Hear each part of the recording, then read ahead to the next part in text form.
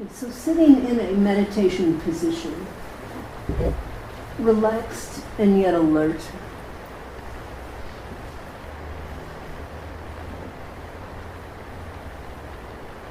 And bringing your attention into your body and experiencing what does your body feel like right now? It just moved a good deal. Or maybe it's not as sleepy, lethargic as it was 25 minutes ago.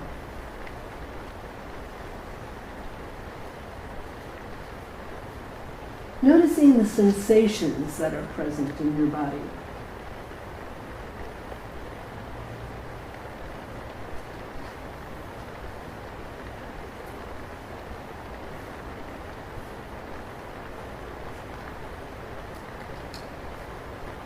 And that's not about thoughts, but what are the physical sensations? In other words, what is true right now for you? Always, our practice is becoming mindful. What is true in the present moment? Not just stories about it, but in fact. And now I invite you to allow your attention to move in to your heart. And by that I mean the energy heart in the middle of your chest. And as we did this morning, I'm inviting you to imagine you are breathing through your heart so that your own natural breath rocks you, cradles you gently, and breath and the out breath right through the heart.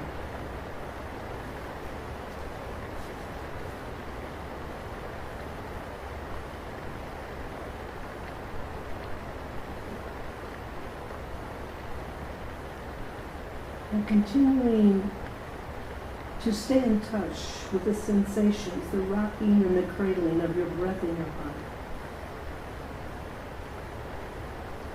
I invite you to call to mind one person who at some point in your life treated you unfairly. At least this was your perception. They treated you unfairly. And maybe this was recently, or maybe it was years ago.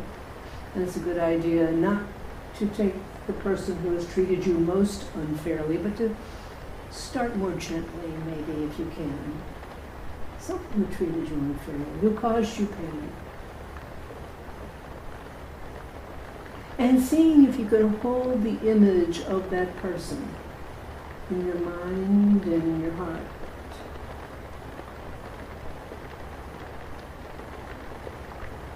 Remembering, recreating the details of what they look like or looked at that time like.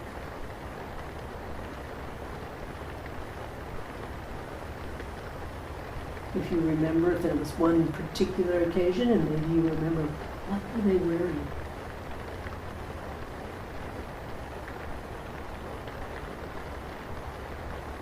Maybe there was something that they said, or something that they said or that they did.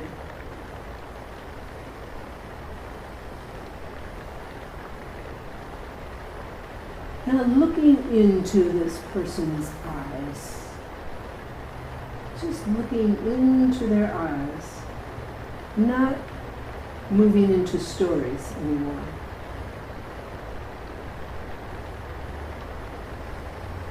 Looking at them openly,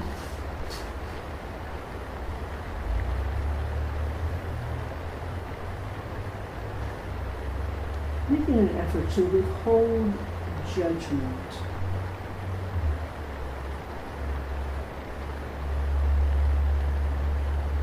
To withhold all judgment about them, but just looking. Here's a human being in front of you.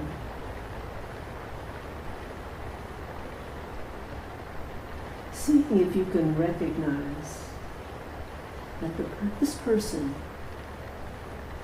had their own conditioning, habitual behaviors, that they acted in the way they did to you because of the circumstances of their life.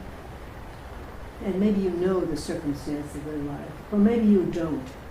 Either way, just recognizing they were acting out of their conditioning, of their circumstances. Acting perhaps in a very confused, unkind way.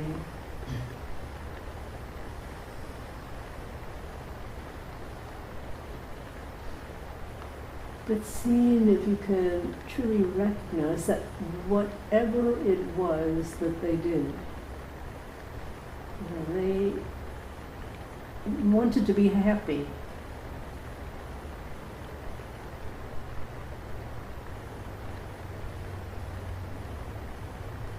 And were confused.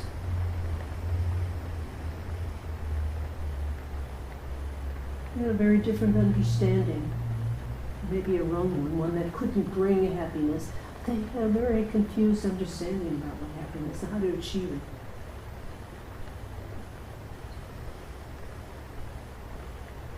Remembering. Forgiveness is about bringing compassion to another being in their suffering. And without a doubt, if they did something that was hurtful, they too were suffering. They did something that was hurtful to you. They, in their way, were suffering.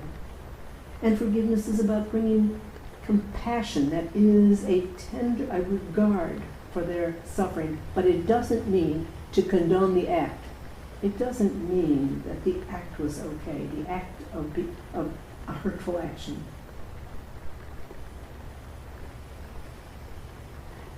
And now that you are looking into their eyes and remembering, this is not about condoning whatever they did, but seeing the human being behind the actions. Explore in your own mind and see, and I invite you now to try, if you can, to call the person by their name, and with an open heart, say, I forgive you, and say their name. See if you can do it, and you know if you cannot. Maybe you can say instead, if forgiveness just is too big a jump, maybe you can tell them instead, I'm going to try someday to forgive you.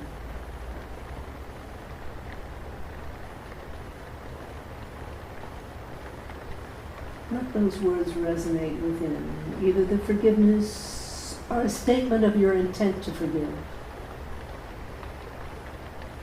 And use whatever words come naturally to you in this silent inner offering you're making to this other being.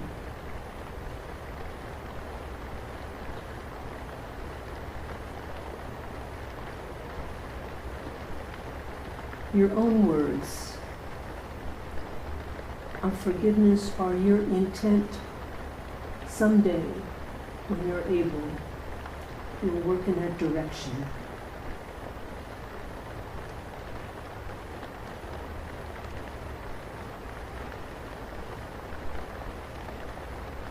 Holding that other person in mind and offering them this intent of this forgiveness.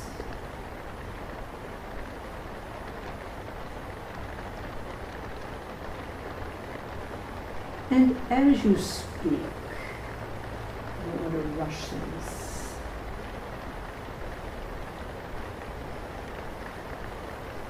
But as you speak, and make this offering, whatever has come to you, notice the sensations, the emotions in your own body, if there are any. Maybe yes, and maybe no. Doesn't have to be.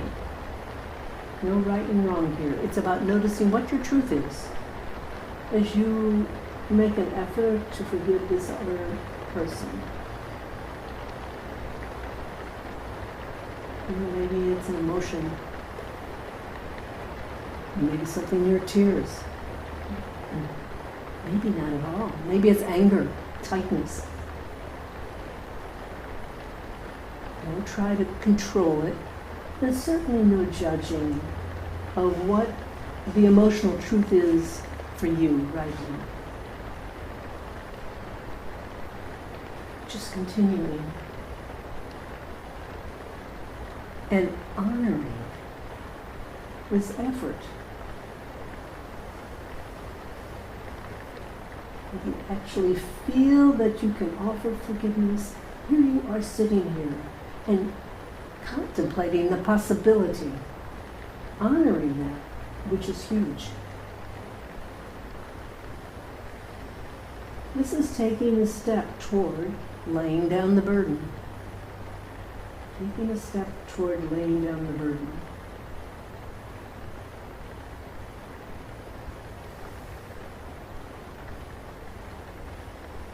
If you feel there's anything else that you need to say silently to this other being, please do. Do that now. Or maybe there isn't.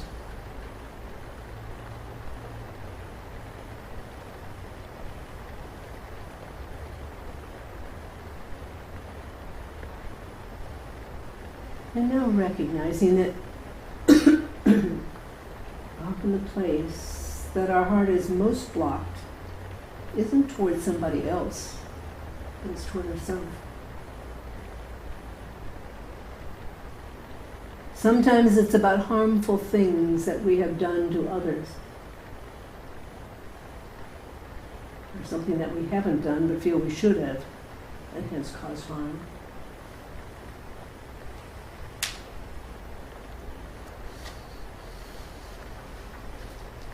Sometimes, kind of contrary to all reason,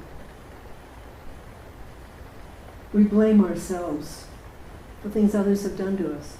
We feel we deserved it. Notice if that's true for you.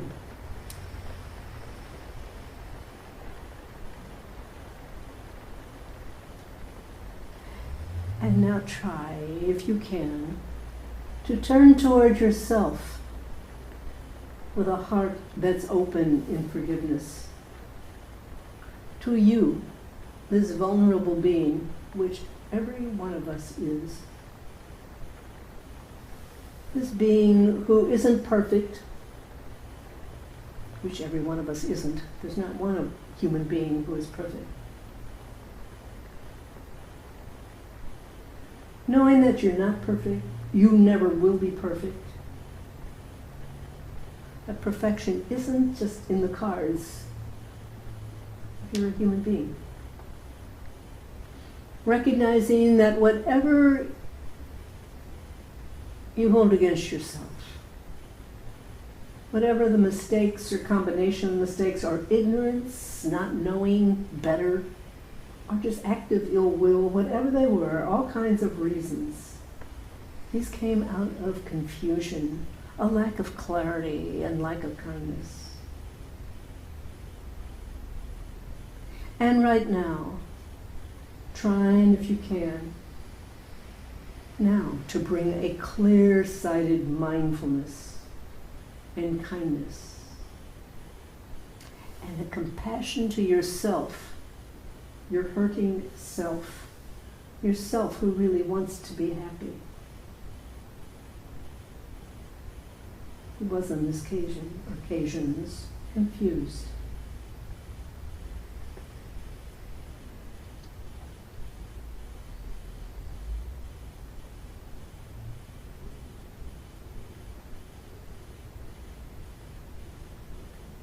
And perhaps too, in addition to the unforgiveness that you may hold towards yourself for things that you did or didn't do, I invite you to call to mind the other person who you feel that you treated unfairly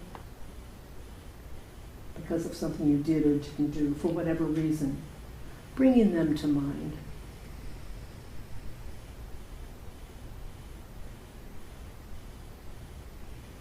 Recognizing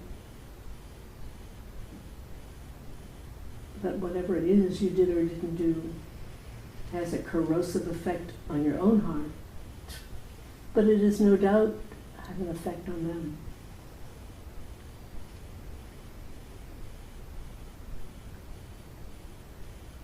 And in this moment, two things. Can you forgive yourself? Calling yourself by your own name and say, I forgive me, or I forgive you. You don't have to go into the big story about it. Just open forgiveness, simple forgiveness.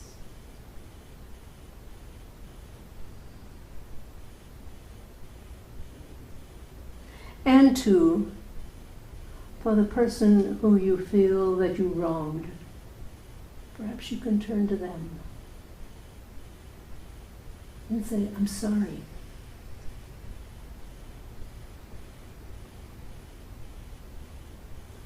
And if you can't yet do this, if you can't yet forgive yourself and apologize to this other being, knowing, know that this is the direction that you're moving, sooner or later, maybe not today or tomorrow, but sooner or later, you're going to make the effort to forgive yourself.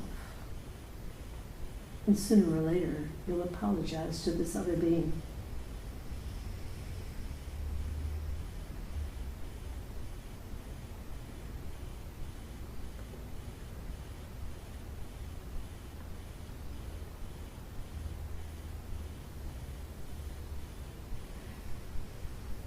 And now looking again at yourself.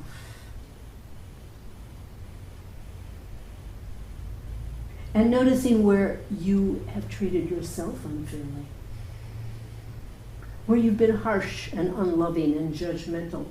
Where you've been stony. Maybe you've been internalizing what others criticism of you. You know, sometimes parents, maybe siblings, spouse or partner. Maybe you use harsh language toward yourself. We often become our own biggest abusers.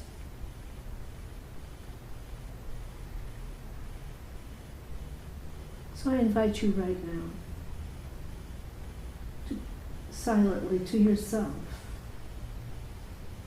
Forgive yourself for whatever abuse you've heaped upon yourself. And again, saying your own name if you can and say, I forgive you.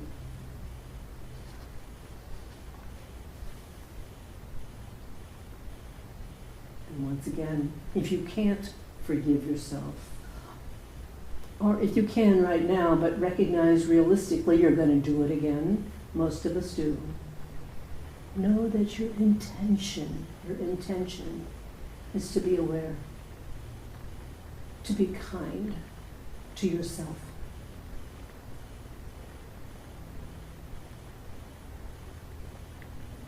Recognizing this is a long-term process and it is a practice.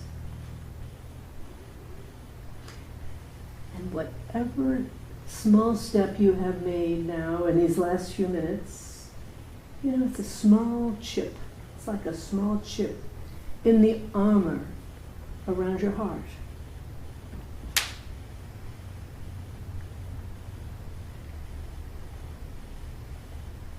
And this small chip then becomes a blessing.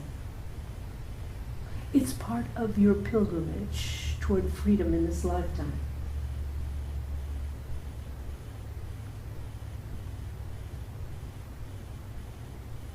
I invite you to use your own words toward yourself, towards others, of forgiveness, and for asking for forgiveness in your own words, whatever seems authentic to you.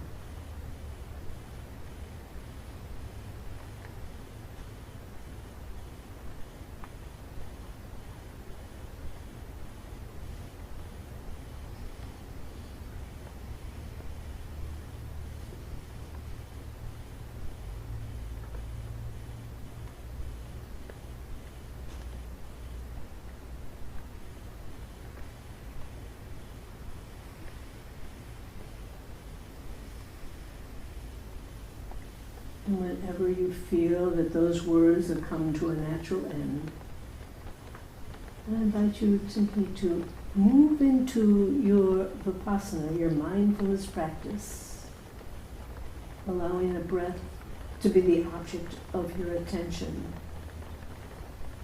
and practicing awareness of your breathing.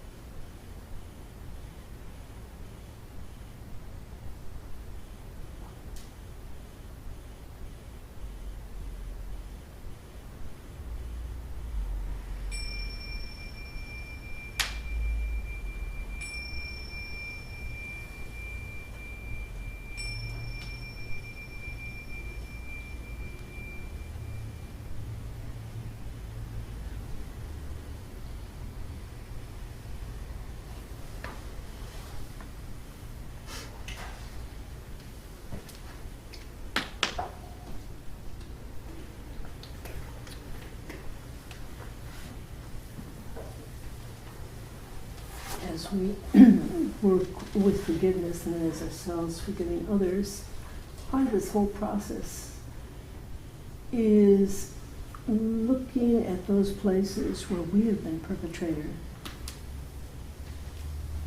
and noticing what can you do to make amends. It's part of our working with this whole issue of forgiveness the other way around. What is it that you can do? What actions can you take to make amends for something that you have done that you wish you hadn't?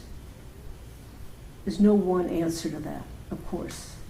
Depends upon what the action was, who the other people were that were involved, our person, whether they're even still alive. Only you can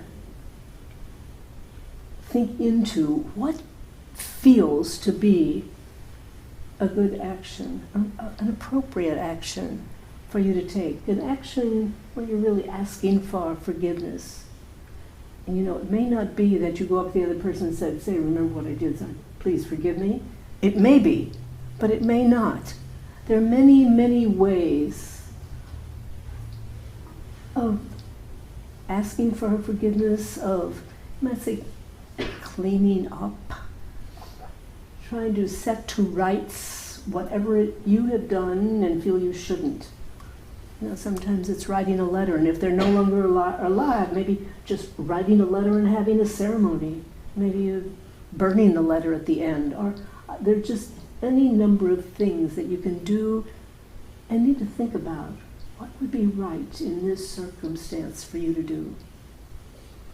And I think one of the stories that I so strongly remember was a woman, it was in a retreat setting, workshop retreat setting, and she talked about something that she had done, and she was really looking at her life and trying to set it to rights in all ways.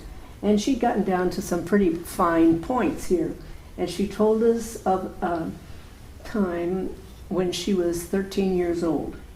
And she was with a group of girls, and they'd gone into a convenience store.